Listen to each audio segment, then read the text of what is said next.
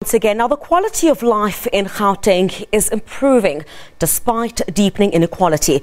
Well, this is just one of the findings of the Gauteng Quality of Life Survey.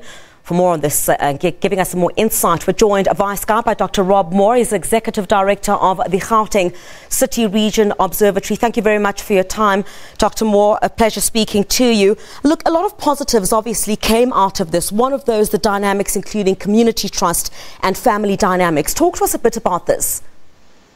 It's been very noticeable that there has been, for example, a drop in the propensity of people willing to exercise violence against, for example, foreigners or LGBTI. This is a very positive move because it was a very worrying trend that was growing in some of our previous surveys. So to see that attitude softening at the moment and to see people reporting, in fact, greater levels of trust in their communities is a very, very positive thing. That's one of the things that's pulled the index. Well, Dr. Moore, I think one of the concerns at this stage is that while there may seem to be an improvement, it is always, for example, foreign nationals would bear the brunt of instances where we see violence that is starts erupting in places, including in our townships, where they are the first people to come under attack when there are issues relating to things that they want to raise with government, the looting of shops owned by foreign nationals that we have seen. That certainly must still be of some concern to you. Look, it's very unfortunate that they are bearing a disproportionate brunt of community dissatisfaction. The reality is that the great majority of people who are migrating into our cities are South Africans from other parts of South Africa. A tiny proportion of the people who come into our cities are coming from across the borders. Those that do come from across our borders tend to be more skilled, tend to set up businesses, and quite often those businesses have the effect of employing South Africans. So it's a distorted view. It's a view that doesn't understand the larger set of dynamics that are operating, that are placing strain on our amenities. We do understand that our schools and our hospitals, etc., are having to cope with a growing population, a rapidly growing population.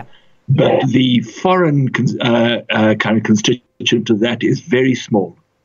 That was certainly one of the concerns that was raised by the Health Minister over the past couple of days. I want to talk a bit about one of the other concerning aspects of this particular report, Dr. Moore, is that what it also states is that the quality of life in terms of improvement seems to be much more tipped in the scales of white people more than black people. Talk to us a bit about that and why that seems to be the case even to this point. That's a very worrying, and that's very correct. Whilst there is an overall improvement across the whole thing, so there is a marked improvement in amongst the black community, but it's very, very much less of an improvement than that experienced in the Indian and white community. Why is what that means? Dr. Moore? Yes. Why is that, Dr. Moore? Why do we see that this improvement, overall improvement that we speak of, it is more tipped towards improvement on the part of white people than that of black people? It's the continuing effect of privilege. Is that privilege is able to take advantage of educational and economic opportunities so much easier than people who don't have the fundamental basics of a strong education and the kind of strong social networks that enable people to kind of make a move. So although the city does enable anybody to have a great chance of improving your livelihood, those people who have inherited privilege from our sorry history in this country are able to take advantage of the city more than those who are still carrying the brunt of disadvantage from the apartheid era. But how can this change? I think I want to stay on this particular point because I think that would really come of concern given how many years we are into democracy, and I guess what many role players, including government, the steps that have been put in place to try and ensure that the quality of life of black people who have been previously disadvantaged, we still see that kind of disadvantage, if I can, even today. Our view is that we think certainly in Gauteng, the provincial government has taken great steps to improve the quality of schooling, especially in a lot of those areas that used to have very, very poor schools. Yeah. So the schooling is improving in the public sector, particularly in the township. However, our biggest problem remains the economy, is that we are not doing nearly enough to try and address the needs of the economy, to grow the economy, and that is in all the different domains of the economy. And a very important domain is the informal economy. 60% of the people who own a business run a business in the informal economy. Yeah. And you mentioned the mayor of Johannesburg recently.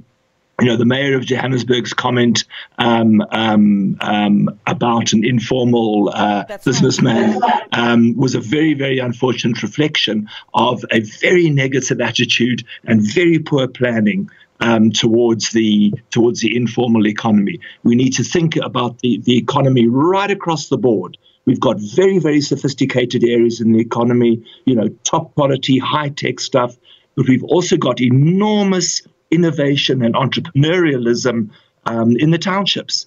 And we're not doing anything. We're doing very, very little, in fact, to kind of really grab the energy and the innovativeness, the ingenuity of many, many people who are trying to make livelihoods in very, very difficult circumstances. A lot has been said, I guess, on that particular point about the township economy, because, of course, all of what we see, including a lot being said about the mayor and, I guess, the sale of that meat. We saw how all of that blew up. How then do you address issues relating to, for example, the informal economy, where many people who, of course, look to the formal economy and find that there is not enough employment, they have to look to the informal sector to try and put food on the table, I guess. So how do you then look to that sector and ensure that you're able to give the necessary support to the informal economy so that people are able to live at the end of the day? Yeah, no, that's right. Interestingly, there have been some initial very important moves that have been taken. I'm particularly aware of moves being taken by provincial government, firstly to understand the nature of the informal economy that operates, because it operates very, very differently in a well-established, long-standing township compared to the informal economy in a relatively recently built shack settlement. So these things are very, very different, have very, very different needs. And some important groundwork has been done surveying those areas so that we can begin to get an idea of their distinct characteristics. Secondly, I'm aware that there are a number of initiatives that are in many ways small-scale pilot initiatives that are at this stage in place. We still need to see the results. Which ones are succeeding? Why are they succeeding? Which ones are not succeeding? Why are they not succeeding? And how can we then bring some of these measures up to scale? So there is increasing thought being given to it, but it needs to be ratcheted up very much more dramatically. A lot more research and a lot more innovation is needed in those areas. Well, obviously, a lot of work that still needs to be done. That was Dr. Rob Moore, the Executive Director of the Gauteng City Region Observatory, talking to us about the Quality of Life survey in Gauteng. Let's take a short break here on The Full View. More news when we get back.